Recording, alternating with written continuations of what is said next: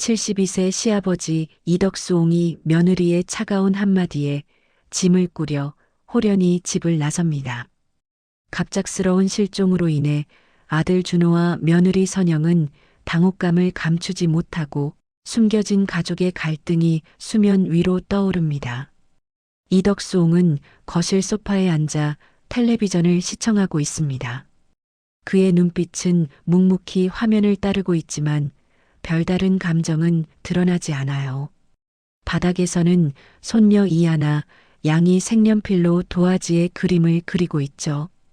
하나의 맑은 웃음소리가 간혹 거실에 울려 퍼집니다. 부엌에서는 며느리 박선영 씨가 저녁 식사를 준비하며 분주하게 움직입니다. 선영 씨의 표정에는 하루의 피로와 함께 어딘가 모를 걱정이 엿보입니다. 이덕수옹은 손녀 하나의 해맑은 재롱을 지켜보며 잠시 평온한 표정을 짓습니다. 어느덧 현관문이 열리고 아들 이준호 씨가 퇴근하여 집으로 들어섭니다. 준호 씨의 얼굴에도 지친 기색이 역력하게 보입니다. 그는 아무 말 없이 소파에 앉아 깊은 한숨을 내쉽니다. 선영 씨는 부엌에서 나와 서류 봉투 하나를 준호 씨에게 건넵니다. 서류 봉투 안에는 여러 자료들이 들어있는 것으로 보입니다. 이덕수옹은 그 모든 상황을 조용히 지켜보고 있습니다. 가족 구성원들 사이에 흐르는 미묘한 분위기는 겉으로 드러나지 않는 긴장감을 암시하고 있습니다. 각자의 자리에서 각자의 생각에 잠겨 있는 듯합니다. 가족의 일상은 표면적으로는 유지되고 있지만 보이지 않는 곳에서 균열이 시작되고 있는 것이죠. 준호 씨는 봉투를 확인하며 걱정스러운 표정을 짓습니다. 선영 씨의 눈빛 또한 불안함이 스쳐 지나갑니다. 이덕수옹은 다시 텔레비전 화면으로 시선을 돌립니다. 저녁 식탁에 따뜻한 음식이 차려지고 가족들이 둘러앉습니다.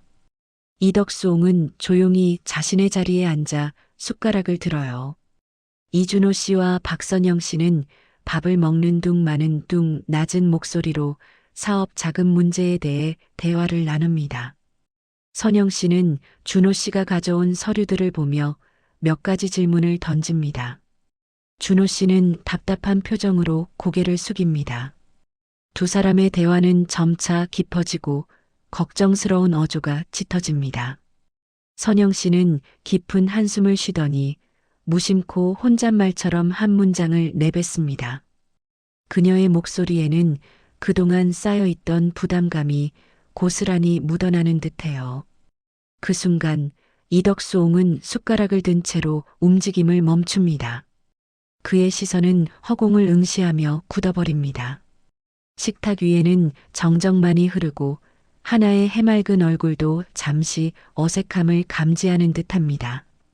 이덕수옹은 묵묵히 밥을 몇 숟가락 더 뜨는 신용을 하다가 자리에서 일어납니다. 그는 자신의 방으로 향하며 준호 씨와 선영 씨를 돌아보지 않습니다. 밤이 깊어지자 집안은 어둠 속에 잠깁니다. 작은 방 안에서 이덕수옹은 오래된 여행 가방을 꺼냅니다. 그는 몇 벌의 옷과 소지품을 조용히 가방에 넣어요.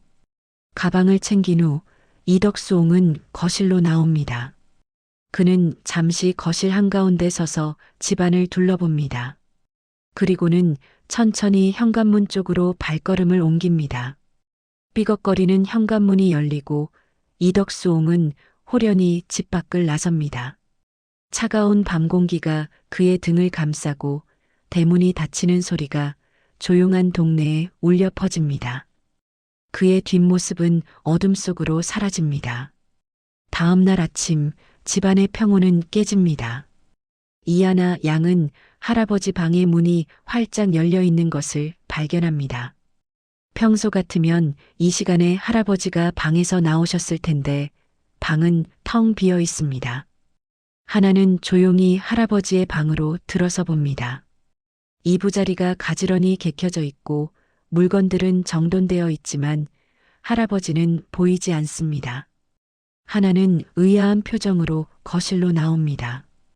아들 이준호 씨와 며느리 박선영 씨는 이덕수 옹이 아침 식사 자리에도 나타나지 않자 의아함을 느낍니다. 선영 씨는 아버님, 어디 가셨나? 하고 중얼거립니다. 준호 씨는 아버지의 방으로 가서 직접 확인합니다. 빈 방을 확인한 준호 씨는 이내 심각한 표정을 짓습니다.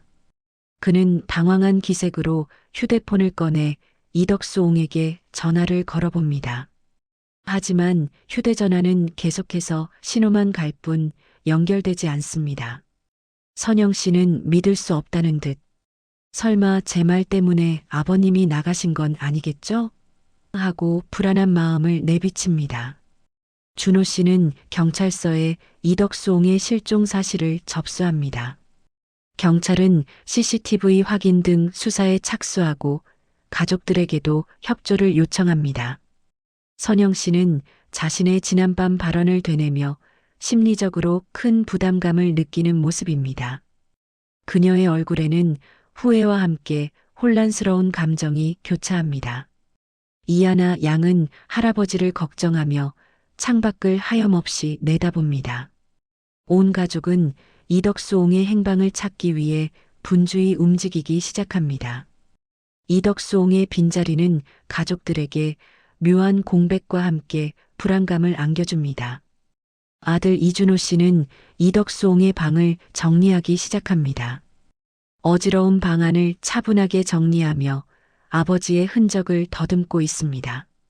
책상 서랍 깊숙한 곳에서 오래된 가죽 일기장을 찾아냅니다. 낡고 다른 표지에서 세월의 흔적이 고스란히 느껴집니다. 일기장 옆으로는 손바닥만 한 오래된 나무 상자가 놓여 있습니다. 먼지가 쌓인 나무 상자에서 알 수 없는 이야기가 시작될 것 같습니다. 준호 씨는 조심스럽게 나무 상자를 열어봅니다.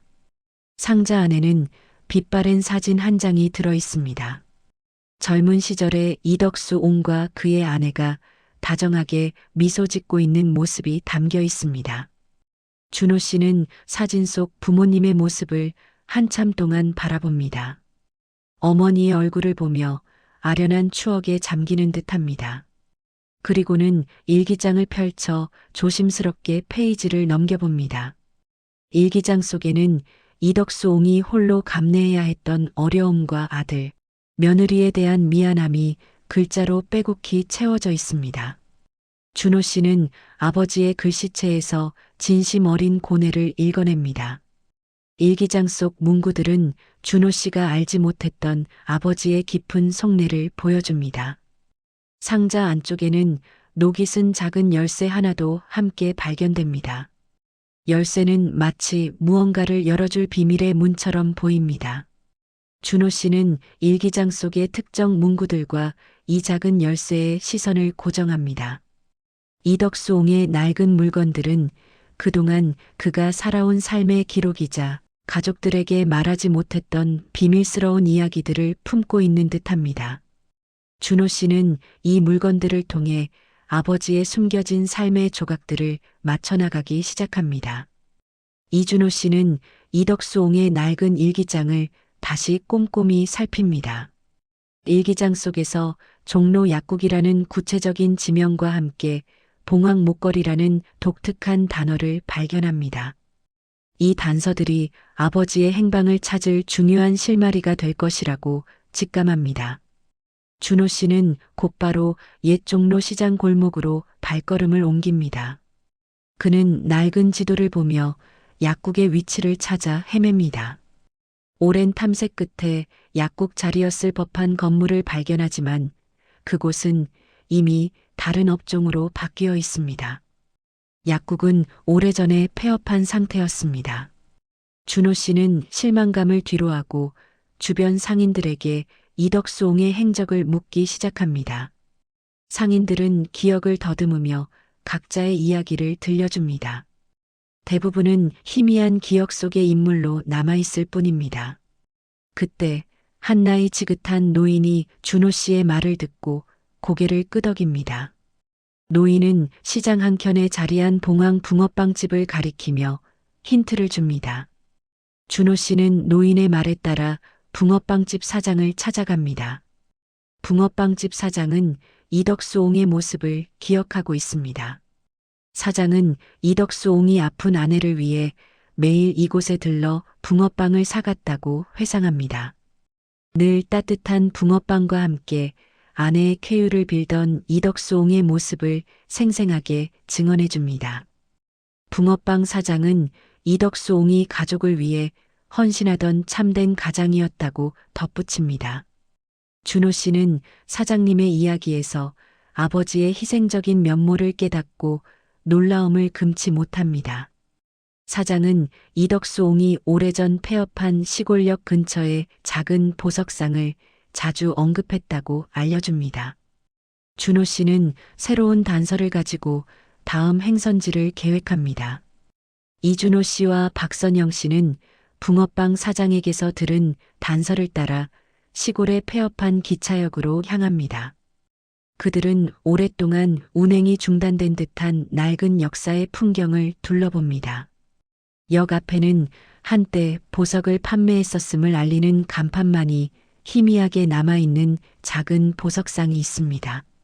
보석상의 유리창은 먼지로 뒤덮여 있고 내부는 텅 비어 있는 듯합니다. 이덕수 옹은 그 작은 보석상 앞에 놓인 낡은 나무 의자에 앉아 있습니다. 그는 허공을 응시하며 깊은 생각에 잠겨 있는 듯 보입니다. 준호 씨와 선영 씨는 조용히 이덕수 옹에게 다가갑니다. 선영 씨는 이덕수 옹의 굳게 담은 입술과 쓸쓸한 뒷모습을 보며 복잡한 심경을 느낍니다. 그녀는 그동안 자신이 품었던 오해와 답답함을 견디지 못하고 격앙된 목소리로 이덕수 옹에게 묻습니다. 이덕수 옹은 천천히 고개를 들지만 시선은 여전히 바닥을 향하고 있습니다. 그의 눈빛에는 지친 기색과 함께 슬픔이 어려 있습니다. 그때 준호 씨는 이덕수 옹의 일기장 내용을 떠올리며 진실을 밝히기로 결심합니다. 준호 씨는 선영 씨와 이덕수 옹에게 과거 이덕수 옹의 사업 실패가 사실은 어머니의 고액 치료비 때문이었다고 조심스럽게 설명합니다. 그는 이덕수 옹이 아내의 치료를 위해 모든 재산을 포기하고 빚까지 떠안아야 했던 희생적인 선택이었음을 이야기합니다. 선영 씨는 그 말을 듣고 큰 충격에 빠집니다. 그동안 자신이 오해했던 시아버지의 진짜 모습과 마주하게 된 것입니다. 선영 씨는 자신이 시아버지를 향해 얼마나 큰 오해와 상처로 가득한 말을 내뱉었는지 깨닫고 결국 무릎을 꿇고 주저앉아 눈물을 쏟아냅니다. 이덕수 옹은 그제야 천천히 고개를 들어 눈물을 흘리는 선영 씨를 말없이 바라봅니다. 박선영 씨는 무릎을 꿇은 채 눈물을 흘리며 이덕수 옹에게 진심으로 사과합니다. 그녀는 그동안 자신이 얼마나 큰 오해 속에서 살아왔는지 고백합니다. 이덕수 옹을 향한 날카로운 말들이 사실은 자신에게 돌아온 칼날이었음을 깨달았다고 말합니다. 준호 씨는 옆에서 아내의 손을 잡으며 이덕수 옹에게 깊이 고개를 숙입니다. 그제야 이덕수 옹은 천천히 입을 엽니다. 그는 자신의 외로움과 아들, 며느리에게 짐이 되고 싶지 않았던 심정을 담담하게 털어놓습니다. 가족들은 그동안 서로에게 말하지 못했던 감정들을 솔직하게 나누기 시작합니다. 준호 씨는 아버지의 희생과 헌신에 대한 깊은 감사를 전하며 아버지를 이해하지 못했던 자신의 어리석음을 후회합니다. 가족들은 서로의 마음속 응어리를 풀어내며 깊은 이해와 공감대를 형성합니다. 이덕수 옹은 품속에서 작은 열쇠를 꺼내어 보입니다. 그리고는 그 열쇠를 가지고 조심스럽게 폐업한 보석상 안으로 들어갑니다. 그는 보석상 한 구석에 숨겨져 있던 오래된 나무 상자를 발견합니다. 열쇠로 상자를 열자 안에는 아름다운 봉황 무늬가 새겨진 목걸이가 들어 있습니다. 이덕수 옹은 그 목걸이를 조심스럽게 꺼내 선영 씨에게 건넵니다. 그는 내 딸에게 주고 싶었던 선물이었다고 말하며 목걸이를 선영 씨의 손에 쥐어줍니다. 선영 씨는 목걸이를 받아들고 다시 한번 눈물을 흘립니다. 그것은 단순한 선물이 아니라 이덕수, 옹의 잃어버린 딸에 대한 그리움과 함께 며느리를 딸처럼 여기는 마음이 담긴 것이었습니다. 가족들은 그제야 모든 갈등을 봉합하고 서로를 향한 진정한 사랑을 확인합니다. 몇 달 후, 이덕수옹은 아들 이준호 씨 부부의 집에서 이전과는 다른 밝고 평온한 일상을 보내고 있습니다. 그는 더 이상 거실 소파에 앉아 텔레비전만 응시하지 않아요. 이제는 손녀 이하나 양과 함께 뒷마당 작은 텃밭에서 직접 꽃을 심고 채소를 가꾸며 시간을 보냅니다. 이덕수옹의 얼굴에는 전에 볼 수 없었던 환한 미소가 자주 피어납니다. 그의 눈빛에도 따뜻함과 평화로움이 가득합니다. 며느리 박선영 씨는 이제 이덕수옹에게 먼저 다가가 다정하게 안부를 묻고 대화를 나눕니다. 텃밭에서 일하는 이덕수옹에게 시원한 차나 과일을 내어주기도 하죠. 선영 씨의 표정은 과거의 불안감과 경계심이 사라진 듯 편안해 보입니다. 이덕수옹은 그런 며느리의 변화를 조용히 받아들이며 흐뭇하게 바라봅니다. 가족들은 다시 함께 식탁에 둘러앉아 저녁 식사를 합니다. 식탁에는 웃음꽃이 피어나고 서로의 하루에 대한 따뜻한 대화가 자연스럽게 오갑니다. 준호 씨는 아버지에게 자신의 사업 소식을 전하며 의견을 구하기도 합니다.